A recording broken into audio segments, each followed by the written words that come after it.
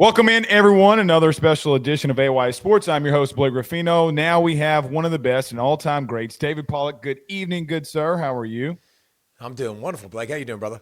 I am doing well. I got to start off by saying this because I had a lot of old buddies that told me to tell you this and say this to you because we were all in the game in 2003 in Baton Rouge. If you can't see behind me, we might be a little bit LSU-centric.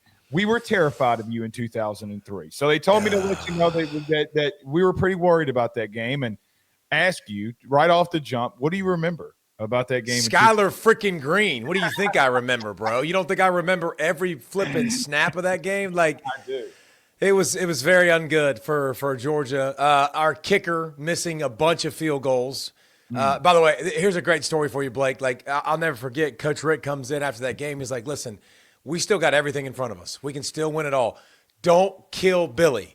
He was like, just be nice to him in the press conference because he knew how I thought about kickers, and everybody does in this world. But, like, right. It's amazing that we play such a manly sport, like with gladiators, with warriors, and we throw little giddy kickers out there that don't play the sport, that aren't very tough to decide it sometimes. It really bothers me. But he was like, don't crush him. Don't crush him, Pollack. We're going to need him.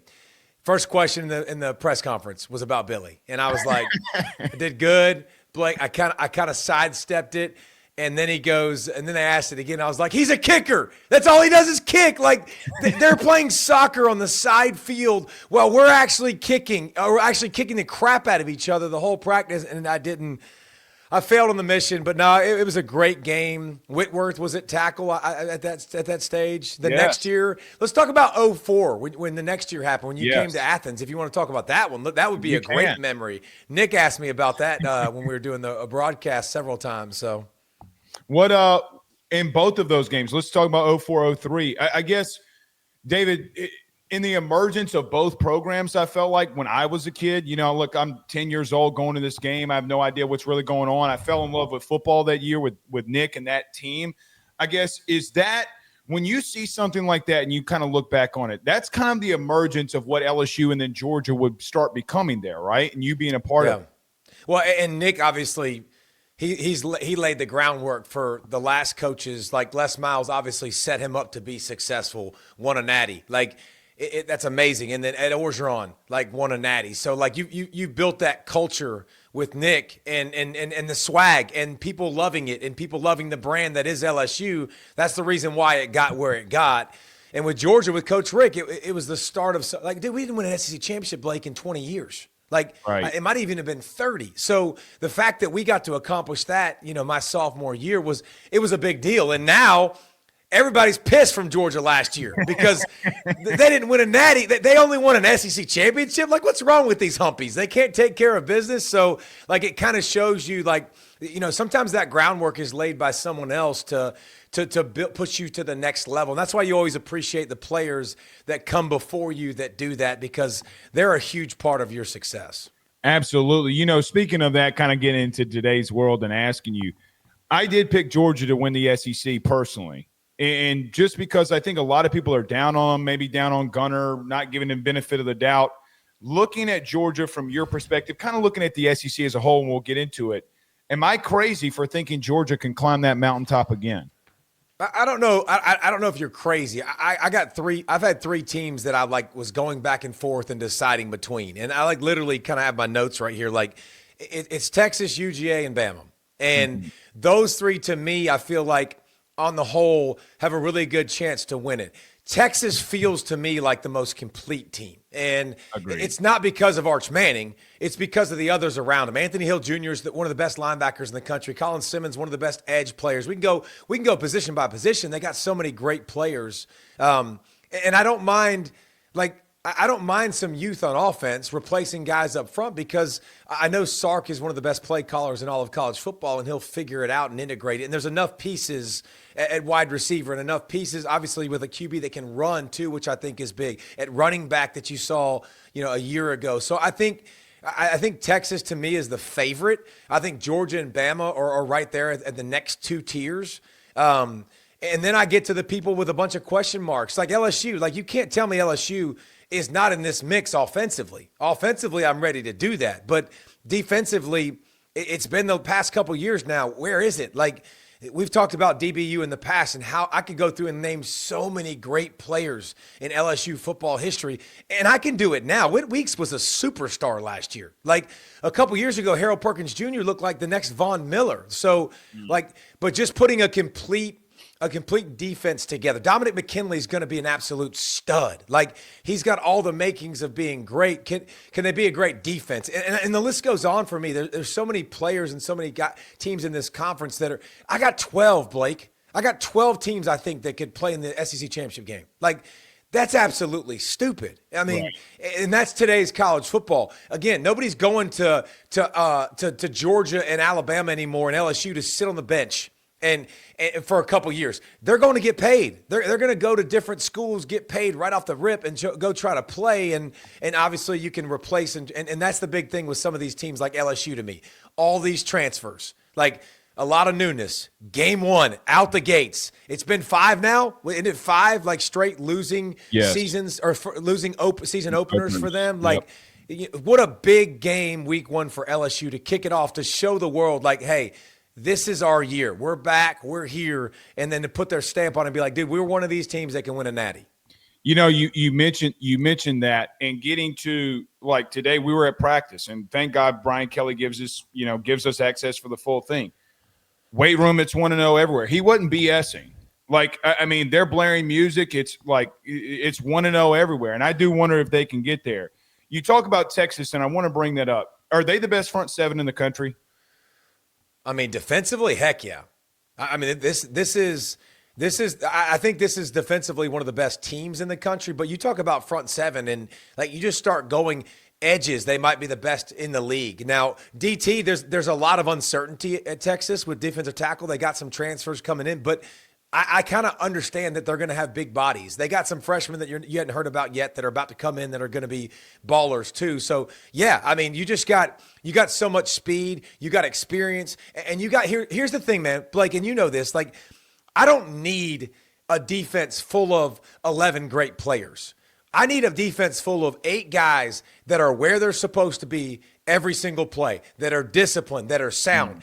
And then I need a few gams. A few grown ace mans, like a few people that are dogs that get it done, that make plays. Anthony Hill Jr. is an eraser. Like he can be used as a blitzer. He can be used in coverage. He can run sideline to sideline. He's only going to get better. Colin Simmons, he didn't even play that much on the edge. Like he didn't get that many reps. So he could be the best at going and get the quarterback in the country. So they're going to have strength. They're going to have physicality. They're going to have youth that can rotate in. So yeah, I mean, it's going to be so sound, so disciplined, so tough. And here's another thing too.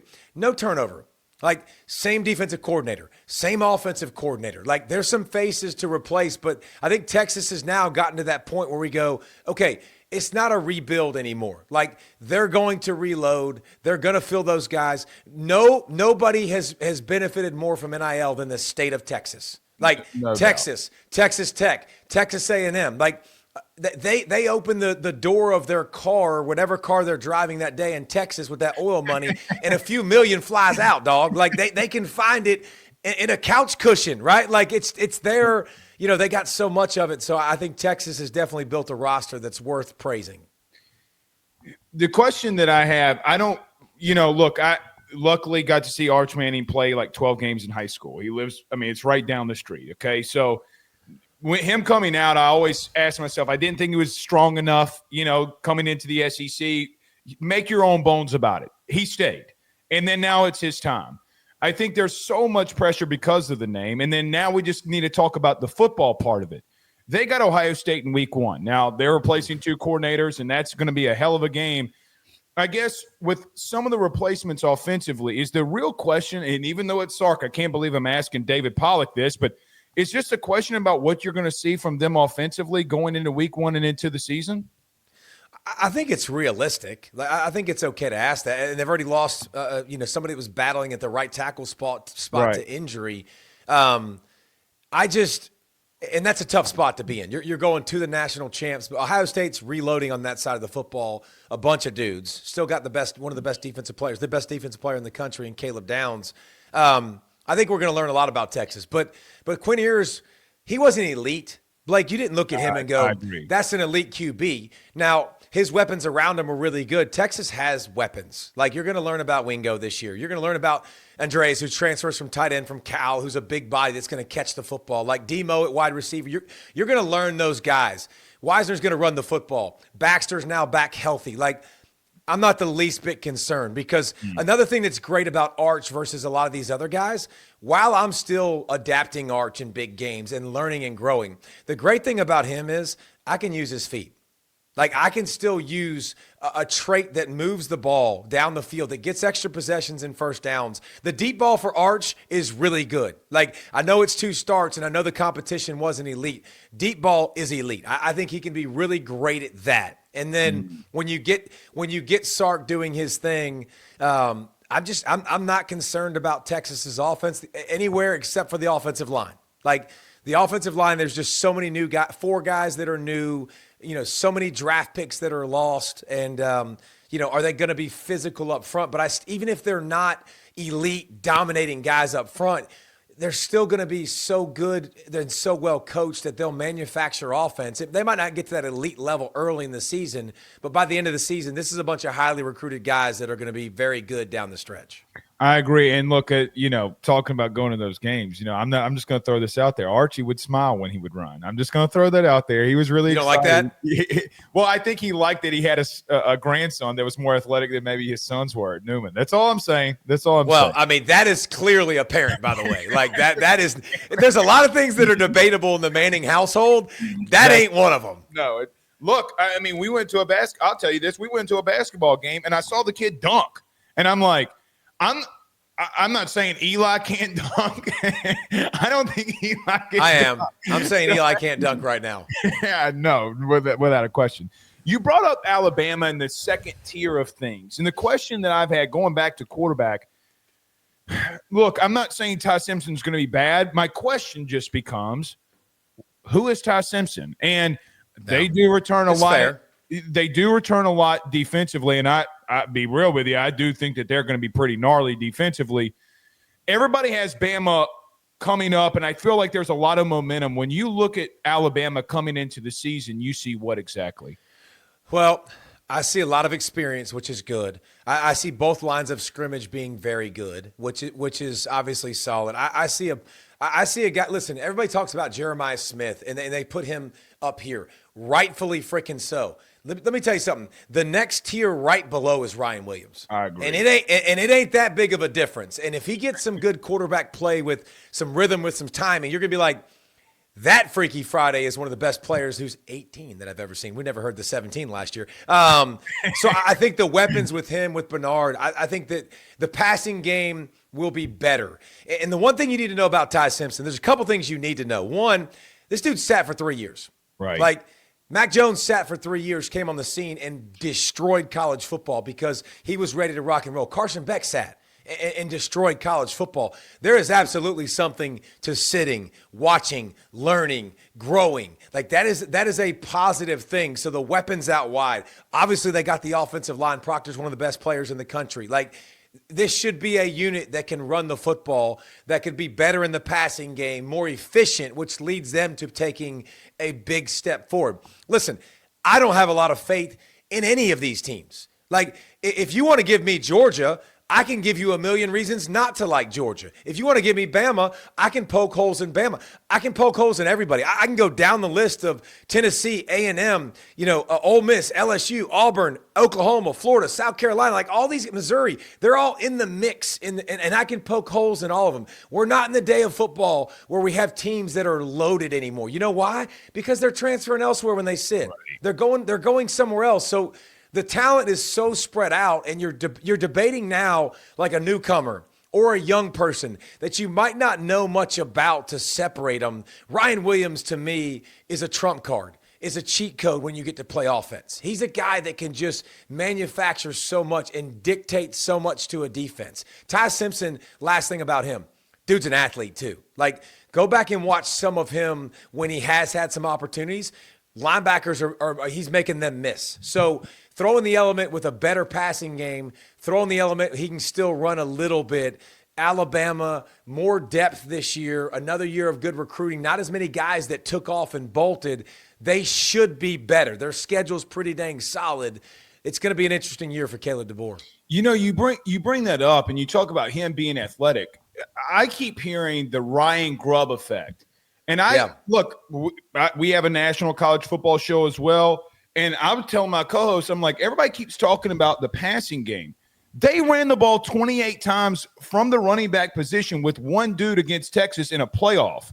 I mean, the run game is going to be a big deal too. I just think everybody points at that, and I'm like, they're going to use this dude's feet some too, and I think that's kind of gotten out of context of what you think with Ryan Grubb. Yeah, and Grubb, here's the cool thing about Grubb and DeBoer if you're an Alabama fan. Like, these guys have coached together for their whole career. So, but if you know these two guys, two totally different personalities. Like, having Grubb is great because this dude's going to hold people accountable and slap some people around. Like, no nonsense, like really good. Kalen's a little more chill. Like, he's a little more like this and steady. So I think, dude, you take on the personalities of your coaches, and you need those guys that got a little bit of something in their neck. So I think it's important to bring another guy like that on board that you don't have to micromanage. Like, Kalen DeBoer does not have to micromanage him. He knows exactly who he is, what he is as a play caller, and now that he got him back from the Seahawks, I think it's definitely a positive for this Alabama offense. You brought up 12 teams that you think that could realistically, if everything goes right, push for an SEC title. Is there somebody that you look at that we're not talking about that we should be talking about? I've got A&M in the playoff. And okay. I don't think a lot of people have that. And there's a couple reasons that you should be scared of Texas A&M. One, their offensive line is really good, really big, really physical, really deep. They played 4 centers a year ago. Like, they were banged up to crap. Quarterbacks rotated in and out, and they still were pretty good last year. Le'Veon Moss, who's at their back, he's a hammer, like a hammer. So physical offensive line, physical back. They're going to be able to run the football. Marcel Reed, he last year he was just scratching the surface, just starting playing quarterback. Now the ability to run it, pull it, run the RPOs. And let me tell you something. You can go ahead and get this on your radar before anybody else says this, because I've already done this on my show, and I'll do it right here. Like, Casey Concepcion at receiver for them is Percy Harvin-like, okay? So I don't say that lightly. Like, that's not – I see you cocking your head, brother. I love it because he's going to score 10 to 15 touchdowns. Like, he's the guy that he's so good with the ball in his hands. If you watch him run routes, a natural feel for zone. He can run away from people in man. You go back a couple years ago at NC State when he had good quarterback play, dude had 10 touchdowns, like over 700 yards. Right. He is absolutely dynamic. An offense built around Marcel Reed, built around hammer you, pull it, RPO, QB go one way, back go one way, Concepcion go the other way. Like, the hat game is going to be a lot of fun for Colin Klein and company and Texas A&M. If they get their defensive line figured out, because they're better in the secondary, they're better at linebacker. They're going to be a team that's definitely going to be in the playoff mix. And I think if they get good play on their D-line, they'll make the playoffs. So you got them knocking off Notre Dame early in the season? I do. I haven't made this pick yet, and I still reserve judgment until we get closer. But right. here's the thing about Notre Dame. Like, Notre Dame, this is a huge year for Notre Dame for me because I believed in Notre Dame last year, late in the season. I put them in championship contention. McShay killed me. Brent Rollins, who does see-ball, get-ball with me, killed me. How do you trust Notre Dame? I trust Marcus Freeman. I trust the line of scrimmage. Like, I trust their identity. Now, you bring in Chris Ash at DC. Al Golden goes to the Bengals. You bring in a new identity because I thought Riley Leonard was the perfect fit at quarterback. So who do they go with, Minchie or Carr at QB? We'll kind of decide. But here's the problem with Notre Dame this year. You got Miami and A&M early. Like, they got to figure out that spot in a hurry. The rest of their schedule is pretty easy. It's pretty good. But Marcus Freeman, recruiting at an elite level. Elite identity, toughness, physicality up front. Notre Dame, you know what Notre Dame has to prove to everybody in the national landscape? That they can do it multiple years in a row. We've seen them spike up in 2012 and play for a natty. Like, we've seen them spike up with Brian Kelly and go to the college football playoff. And then the next year you kind of fizzle out. Like, Marcus Freeman, Notre Dame, they got a good opportunity to be like, all right, This ain't no flash in the pan. This isn't the Notre Dame of the past. This is the Notre Dame that just beat Georgia last year. This is the Notre Dame that's going to dot some eyeballs, that's going to punch you in the face. And we're not that team that has to retool and come back for another run. We're that team that rebuilds like an Alabama, an Ohio State, an LSU, a Georgia, like a Michigan that's done this past, several years. It's so interesting because when you're that physical up front and you can control the line of scrimmage, you can beat anybody. I mean, Michigan literally just did it. I mean, down the stretch, Ohio State just did it. So it is very interesting. Yeah. A&M, Marcel, I still have Marcel Reed nightmares as an LSU guy. That's all, that's all I'm going to say. Two more things before we get you out of here. Thank you for joining us, David Pollack, with us. John Mateer, Oklahoma. I gotta be real with you. Here's been my hot take. I'm all chipped in. I'm ready to go because the swag, man. I mean, you kind of got a Phillip Rivers that can run a little bit, not the same kind of motion, but you get what I mean. Should I kind of pump the brakes a little bit on John Mateer in Oklahoma? Absolutely not. Push that pedal to the floor, dog. Like slam it to the floor. If you go back and you watch John Mateer, there's a couple of things that people probably won't get or won't understand because a lot of people didn't watch him at Washington State. They didn't watch him. Right. That's fine. That's your choice. I did, and it's fantastic. It's fun. So think about he's got a lot of Baker Mayfield to him, except for he's a better athlete than Baker Mayfield. He legit can make the throws on the run like Baker can do and make the really good throws. He can change his arm angles and throw but he can really scramble. He can take off and outrun people. He can make people miss. He's got so much. He's got that game. He's got that it. And so he's a guy that immediately comes in and you pair the defensive line at Oklahoma. This defensive line is the best defensive line in the SEC. And I say that because I get defensive tackles and I get defensive ends. And they'll penetrate. They'll get negative plays. They've got some ballers up front and they got too deep at almost every single spot. So Oklahoma needed this dude. They needed some swag. They needed some belief. We know their schedule. When they came in the SEC, they didn't get the Texas schedule, okay? Mm-hmm. They got the OU schedule. The OU schedule sucks. Let's be honest. It's extremely difficult. They could be so much better this season and still not make the playoff because their schedule's brutal. And you throw in an out-of-conference against Michigan. That's not easy either to go with your conference schedule. So I'm buying all the Oklahoma stock. Venables, coaching the defense, great. Arbuckle comes from Washington State to ease Mateer into this, knowing who he is, what he does well. The verbiage is what he's used to using. Right. Oklahoma, man, the Sooners, if I'm you, I'd be jacked up and optimistic for the first time in a while. Yeah, you talk about the defensive line. David Stone, I mean, the things that are coming out on social media, my gosh. I mean, look. Our Mason Thomas is one of the best in the country that people don't talk about because he's 6'2", but he's a problem, everywhere.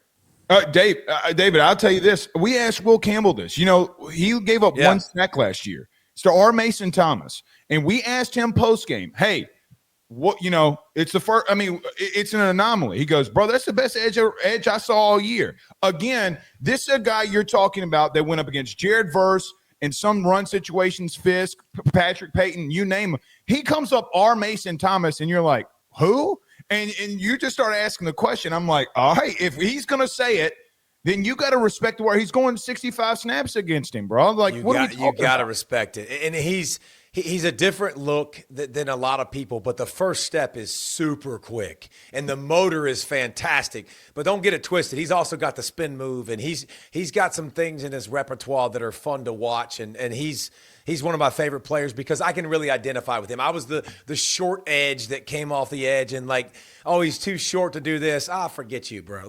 Here you go. Hold this sack. I mean, dude, they're going to be really good. I think people need to continue to buy in on it. All right, last thing. I got to ask you, LSU and Brian Kelly, your overall thoughts coming into the season of what to expect. What's the realistic thing that LSU fans you think should expect going into the season? I mean, I think if I'm an LSU fan, I want to win an opener.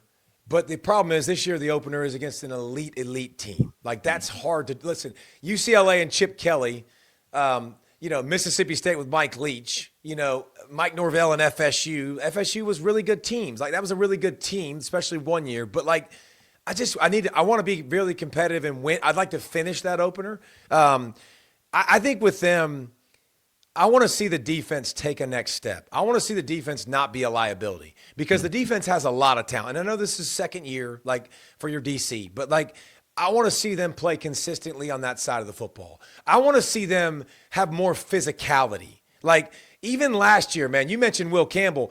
Like they couldn't run the football. They weren't balanced. Like Durham looks like he's that guy. Like to me, he looks like he can be an elite second-year player this year. Break tackles, like got speed, got a little bit of everything to him. Like I got to finish ball games. I can't have this crap late in football games where I'm not the best team. Brian Kelly's got a different personality. He's more of a Midwesterner or a Northerner guy. Like he's definitely a little bit different, but I want this offense to hum. It should be elite. It should be great. It shouldn't be good. Like there's so many pieces that you got to like about them. And so I think this season it needs to be the next step. Like give me another step. They haven't been bad. They've been good, but LSU is not a good franchise. LSU is elite. LSU is one of the teams that you hold up here and that you go, we should be competitive for a natty every year. Like we should be in the hunt because we're putting guy after guy after guy in the league, dude. Look at Jaden Daniels doing what he's doing. Like I don't have time to list all the receivers